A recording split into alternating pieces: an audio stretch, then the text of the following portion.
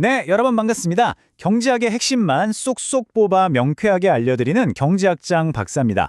오늘은 경제학계 바이블이죠. 이중구, 이창용 교수님의 교재를 가지고 복지국가에 대한 아주 뜨거운 찬반 논쟁을 한번 쉽도 재미있게 파헤쳐 보려고 합니다. 오늘도 저와 함께할 우리 두 학생 나와 있죠? 안녕하세요. 안녕하세요. 안녕하세요. 반갑습니다, 교수님. 경제학장 박사.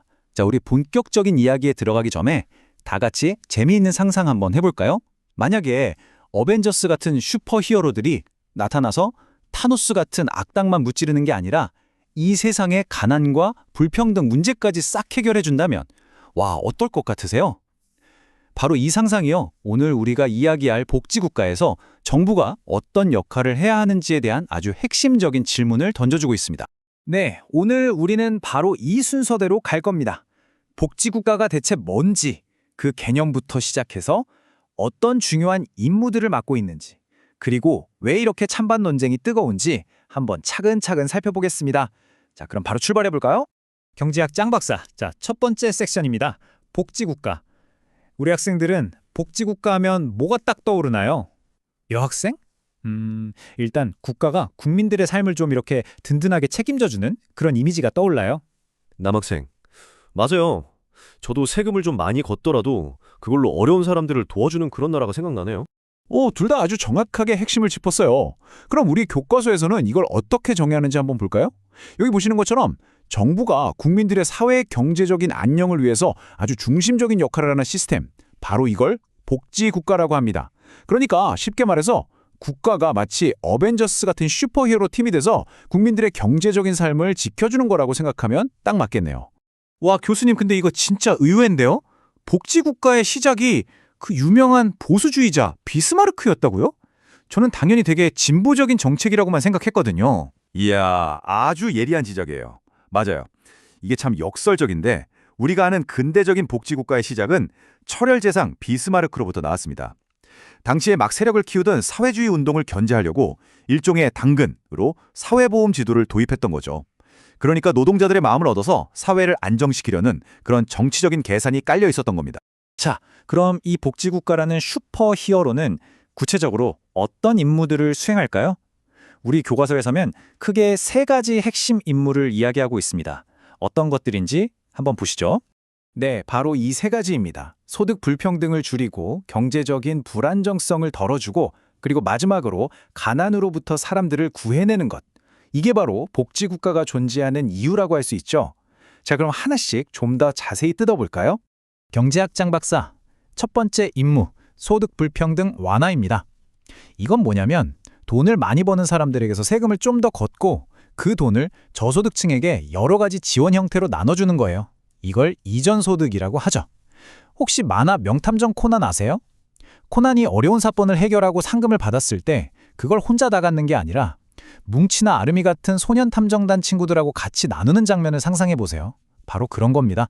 다 같이 좀 더 잘 사는 사회를 만들려는 노력이죠. 남학생, 교수님, 그러면요, 갑자기 직장을 잃거나 아니면 다쳐서 일을 못하게 되는 그런 갑작스런 위기 상황은 어떻게 해야죠? 경제학장 박사. 바로 그럴 때를 위해서 두 번째 임무가 있는 겁니다. 경제적 불안정성을 완화하는 건 우리가 흔히 아는 실업급여나 건강보험 같은 사회보험 제도가 바로 여기에 해당돼요. 예를 들어 원피스에 나오는 요리사 상디가 갑자기 해상 레스토랑에서 일자리를 잃어서 수입이 뚝 끊겠다고 상상해 보세요.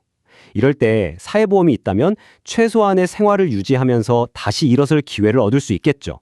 말 그대로 경제적인 안전망 역할을 해주는 겁니다. 경제학장 박사, 그리고 마지막 세 번째 임무가 바로 빈곤 구제입니다. 이건 가장 직접적이고 강력한 지원 형태예요. 어떤 상황에 처하더라도 모든 국민이 최소한의 인간다운 생활은 할 수 있도록 보장해주는 그야말로 최후의 안전망이죠. 마치 높은 건물에서 누군가 떨어질 때 슈퍼맨이 휙 나타나서 구출해주는 것처럼 절대적 빈곤이라는 절망적인 상황에 빠지지 않도록 국가가 직접 손을 내밀어주는 겁니다. 자, 근데 여기까지 들어보면 복지국가의 임무들이 정말 다 좋고 숭고하고 꼭 필요한 것처럼 들리잖아요? 하지만 현실은 그렇게 간단치가 않습니다. 바로 이 임무들을 둘러싸고 아주 오랫동안 거대한 경제적, 철학적 논쟁이 계속되고 있거든요. 이 슬라이드가 바로 그 논쟁의 핵심을 딱 보여주고 있습니다. 한쪽에서는 요람에서 무덤까지 태어날 때부터 죽을 때까지 국가가 국민을 책임져야 한다고 주장하고요. 다른 한쪽에서는 그게 지나치면 복지병을 낳아서 경제 전체를 망가뜨릴 수 있다고 날카롭게 비판합니다. 우리 두 학생은 어느 쪽 주장이 좀 더 마음에 와닿나요? 저는 그래도 옹호론 쪽인 것 같아요.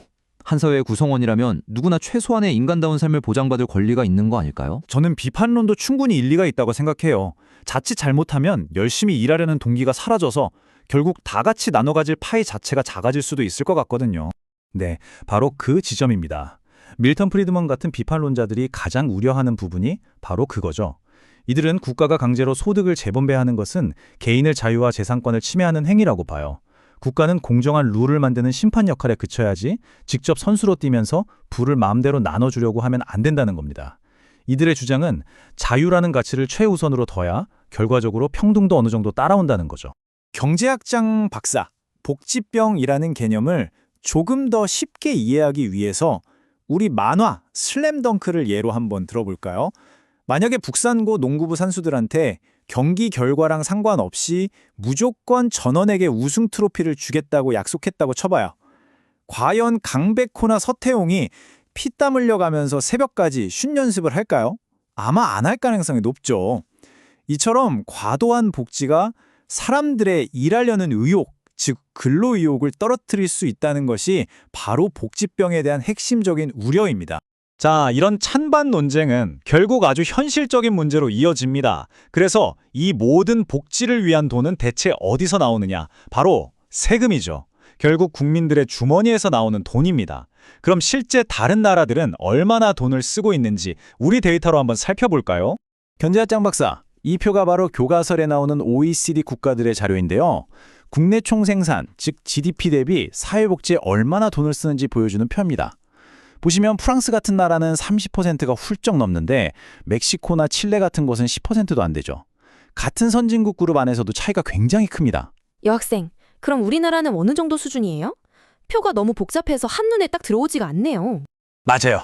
그래서 제가 핵심 국가들만 딱 뽑아서 보기 쉽게 막대 그래프로 다시 만들어봤습니다.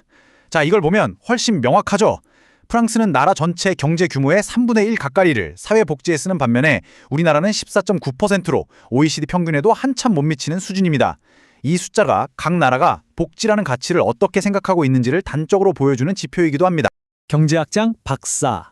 자, 이제 오늘 우리가 함께 탐험했던 복지국가에 대한 이야기들을 한번 싹 정리해볼 시간입니다. 머릿속에 전체적인 그림이 좀 그려지시나요? 경제학장 박사. 오늘 우리는 복지국가가 정부가 시민의 안녕을 책임지는 시스템이라는 정의에서 출발했고요. 불평등 완화, 경제 충격 완화, 빈곤구제라는 3대 핵심 임무도 살펴봤습니다. 그리고 요람에서 무덤까지라는 이상과 복지병이라는 현실적인 우려 사이의 팽팽한 대립도 확인했죠. 마지막으로 이 모든 것의 뒤에는 세금이라는 막대한 비용이 따른다는 사실까지 데이터를 통해 봤습니다. 여기까지 다들 깔끔하게 정리되셨죠? 네, 명확하게 정리되네요. 네, 교수님. 좋습니다. 그럼 마지막으로 이 질문을 여러분 모두에게 던지면서 오늘 설명을 마무리할까 합니다. 우리는 과연 어떤 사회에서 살고 싶은가? 그리고 우리가 원하는 그 사회를 만들기 위해 어떤 종류의 복지를 또 얼마만큼의 비용을 기꺼이 감당할 수 있을까? 이 질문에는 사실 정답이 없습니다. 우리 각자의 가치관이 모여서 사회 전체의 합의를 만들어가야 하는 문제죠. 오늘 배운 내용을 바탕으로 한번 깊이 고민해보는 시간을 가지셨으면 좋겠습니다. 오늘 함께해준 두 학생 정말 고마웠고요. 시청해주신 여러분 모두 감사합니다.